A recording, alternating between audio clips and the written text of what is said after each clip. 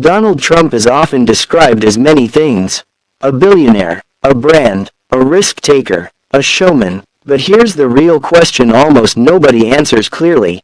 How does Donald Trump actually make his money? Not what he says, not what headlines repeat, not the exaggerated numbers thrown around on social media, but the real mechanisms behind his wealth. Because when you strip away the politics, the controversies, and the personality, what you're left with is something far more interesting. Donald Trump didn't get rich the way most people think rich people do. This is not a story about genius investing. It's not a story about flawless business decisions. And it's definitely not a story about steady, predictable income. This is a story about leverage, branding, risk, and survival. And by the end of this video, you'll understand why Donald Trump can lose hundreds of millions of dollars and still stay in the game. Let's clear something up immediately. Donald Trump did not start from nothing. His father, Fred Trump, was a highly successful real estate developer in New York, specializing in middle-class housing.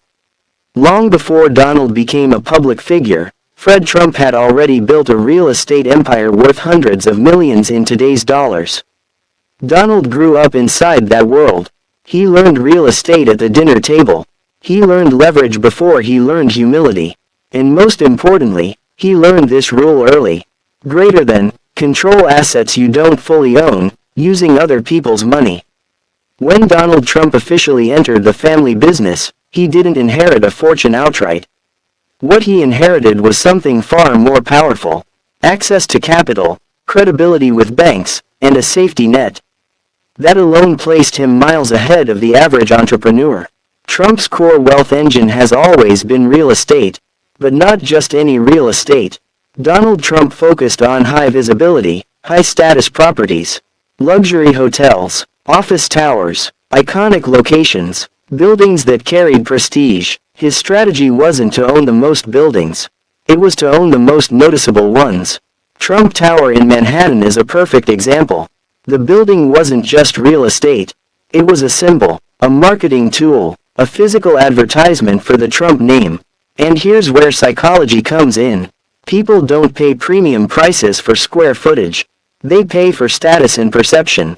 Trump understood this deeply. Most people believe wealthy individuals avoid debt. Trump did the opposite. He embraced debt. Donald Trump routinely used massive loans to finance projects, often putting down relatively little of his own money. This created two outcomes. When a project succeeded, returns were amplified. When it failed, losses were catastrophic. And many did fail. Casinos, hotels, Atlantic City Ventures. Trump filed for multiple corporate bankruptcies, not personal bankruptcy, but business restructurings. This is critical to understand. Greater than bankruptcy did not end Trump's wealth, it reshaped it. He used legal systems exactly as they were designed, to renegotiate debt, protect assets, and stay operational. Banks took losses. Investors took losses. Trump stayed visible. That survival itself became part of his legend. At some point, Trump realized something revolutionary. His name was worth more than his buildings. So he pivoted. Instead of owning properties outright, Trump began licensing his brand. Here's how that works. A developer builds a hotel or tower. Trump allows them to use the name, Trump. He earns licensing fees and royalties. He takes little or no construction risk. This is how Trump made money even when projects failed. If the building struggled, that wasn't always his problem. His name was already paid for. This is branding at its highest level. Trump didn't sell real estate. He sold association with power and success. Then came The Apprentice. This was a turning point. Before the show, Trump was a well-known businessman, but a controversial one. After the show, he became something else entirely. A symbol of authority and competence. Television doesn't just entertain, it rewires perception. On The Apprentice, Trump wasn't shown negotiating debt. He wasn't shown struggling. He was shown firing people. That image alone rebuilt his brand globally. And the money followed. TV salaries, renewed brand value, increased licensing deals, speaking fees. The Apprentice arguably made Trump more money than many of his buildings ever did. Trump monetized attention better than almost anyone. Books, appearances, products, campaign merchandise. Each stream alone wasn't massive. Together, they created a constant flow of cash and relevance. This matters because relevance is currency. As long as Trump stayed in the public eye, his brand remained valuable, even when businesses struggled. Whether you agree with him or not, Trump understood something fundamental.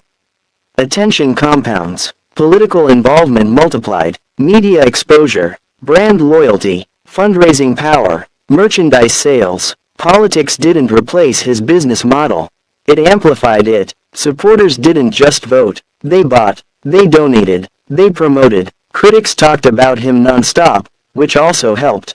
In the attention economy, visibility beats silence. So how does Donald Trump make his money?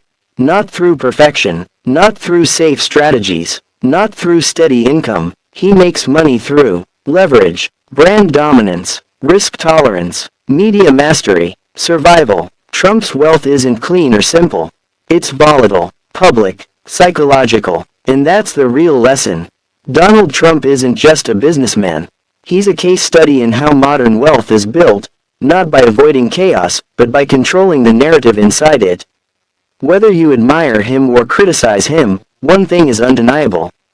Donald Trump understands attention better than almost anyone alive. And in today's world, attention is power.